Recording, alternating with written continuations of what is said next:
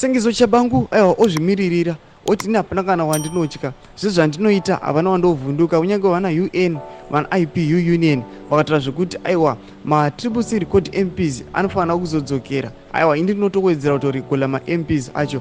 Muri Zimbabwe sandapinda mashoko aiwa atagwa naSengezo Tshabangu achiganza achiti hapana kana wandinotya ndini ndakavarikola ma-MPs iwayo ndokuti ibva subscribe like utina on the bell icon. Notakaona mazuva mashomanene akapfuura taona kuti Sengezo Tshabangu akarikola mamwe ma-MPs 3 saka anoyatira mashoko okuti yes it's me, it's true, with the powers vested in me as the interim secretary general of the CCC, I've recalled 3 councillors from the Matabeleland North for gross incompetence. We continue to make sure that we have good representatives who stand to serve the nation.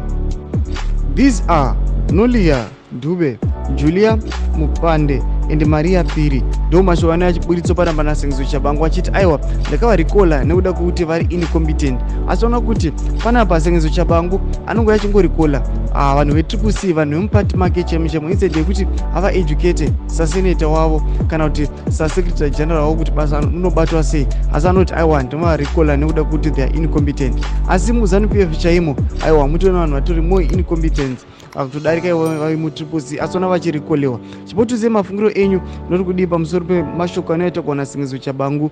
Binayi comment section medu sanga no subscribe or like channel tina on the bell icon.